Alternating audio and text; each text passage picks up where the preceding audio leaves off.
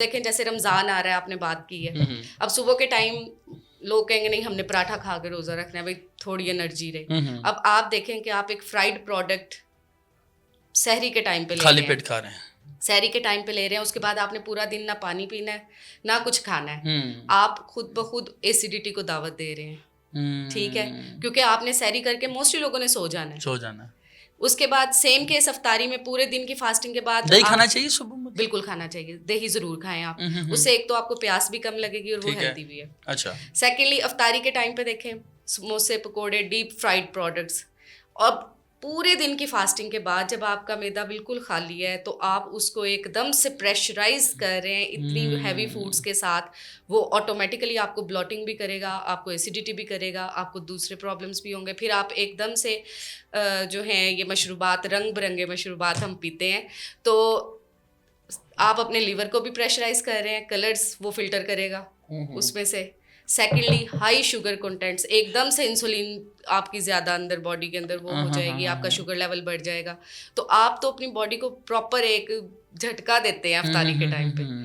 تو وہ تھوڑا سا ہمیں اپنی جو ایٹنگ ہیبٹس ہیں ان کو چینج کرنا چاہیے. کیا فروٹ کھانا چاہیے آپ لوگ؟ بالکل کھانے چاہیے، اور بلکہ اس حوالے سے ہم لوگ ایک بروشر بھی بنا رہے ہیں جو ہیلدی ایٹنگس سحری اور افطاری کی ہوں گی، تو وہ بھی ہم اپنے سوشل میڈیا پہ بھی شیئر کریں گے، آپ سے بھی شیئر کریں گے تاکہ آپ بھی لوگوں تک پہنچائیں اور لوگ ذرا رمضان میں اچھی. لیکن فروٹس میں بھی تو آپ نے وہ لال ہے آپ نے سنا ہوگا نعرہ، اس میں کیا تھا؟ وہ ایک تربوز تھا. ایسا کچھ نہیں تھا. اچھا، آپ کو لگتا ہے کہ ایسا تربوز پاسبل نہیں ہے؟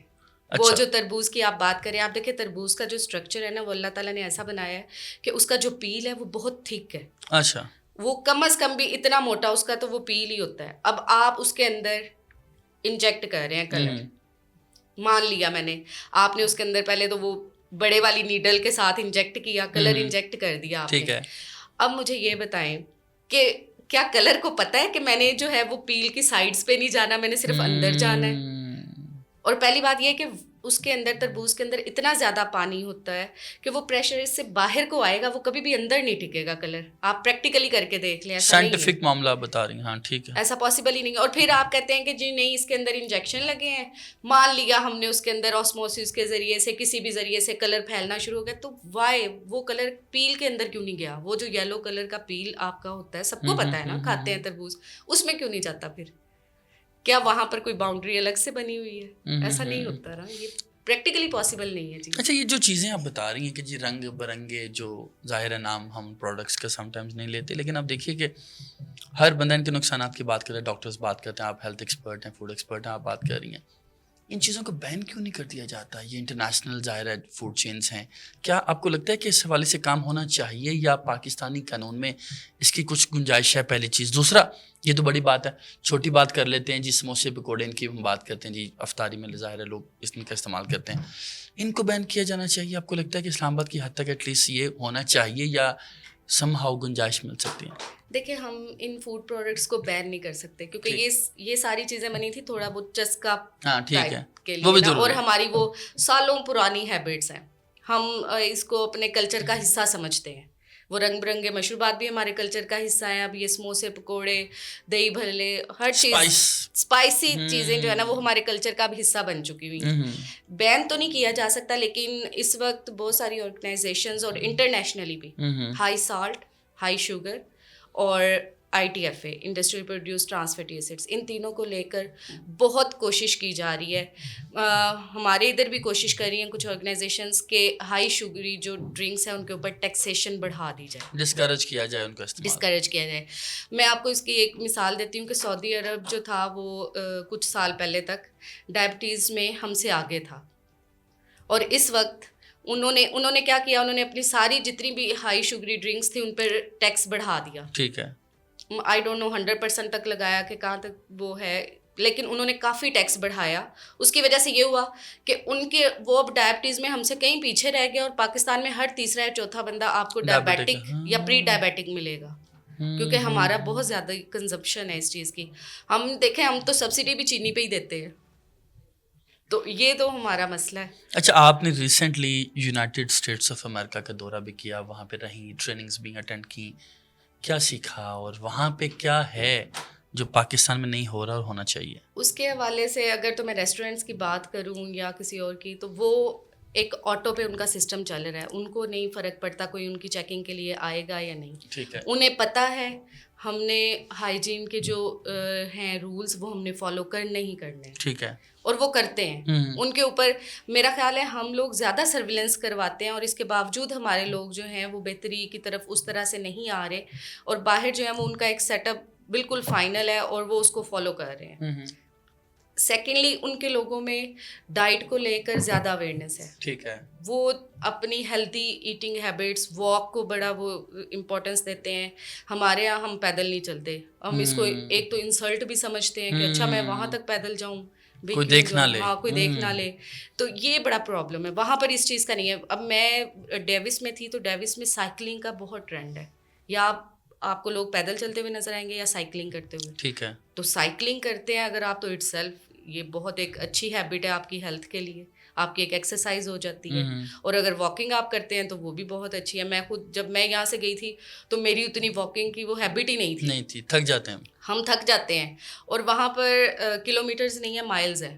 تو آپ نے جب چلنا ہے تو آپ نے مائلز میں چلنا ہے, 2 کلو میٹرز نہیں 2 مائلز چلیں گے آپ. تو وہ اس کا بڑا پھر آپ کی ہیلتھ پہ اچھا اثر آتا ہے. وہ لوگ جو ہیں وہ اپنی ڈائٹ کو بیلنس کر کے یوز کرتے ہیں. ان کو ہوتا ہے کہ ہماری ڈائٹ میں کاربوہائیڈریٹس بھی ہوں, پروٹین بھی ہو, فیٹس کی اسمال کوانٹٹی ہو, شوگر ہے تو وہ اسمال کوانٹٹی میں ہو.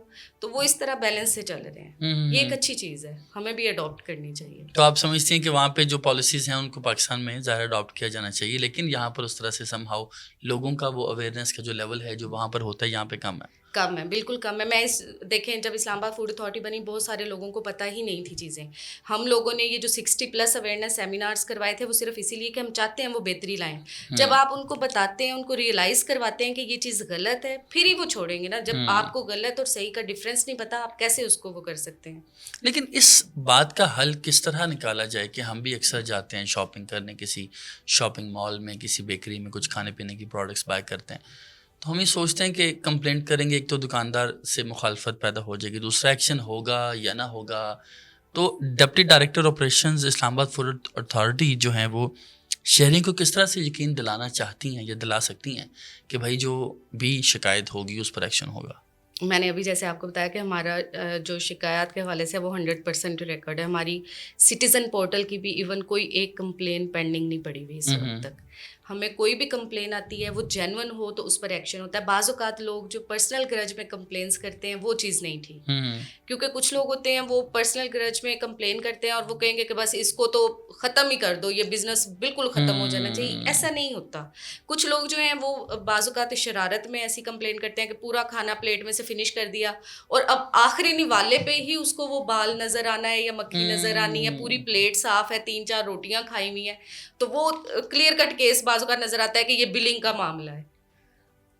دیکھیں کیا کرتے کیا آپ لوگ اس طرح کی شکایات میں؟ ان کی کمپلین کو ریڈریس ضرور کرتے ہیں, ٹیم وہاں پر جاتی ہے, وہ چیک کرتی ہے. اگر انہیں کوئی جینون ایشوز وہاں نظر آتے ہیں تو ایکشن ہوتا ہے, اور اگر نہیں ہوتا تو ہم ان کو پھر بھی ایڈوائزری نوٹس دے کر آتے ہیں تاکہ وہ بہتری کریں اپنی. اچھا, ایک بڑا اہم پوائنٹ ہے کہ ہم نے دیکھا کہ لائسنسنگ کے حوالے سے خاصا کام کیا اسلام آباد فوڈ اتھارٹی نے. اب تک اسلام آباد میں کتنے لائسنسز جو ہیں وہ بڑھ چکے ہیں, لوگ باقاعدہ طور پر ریگولیٹ آپ ان کو کر رہے ہیں؟ ابھی تقریباً 2500 لوگوں کو ہم لائسنس دے چکے ہیں. ٹھیک ہے.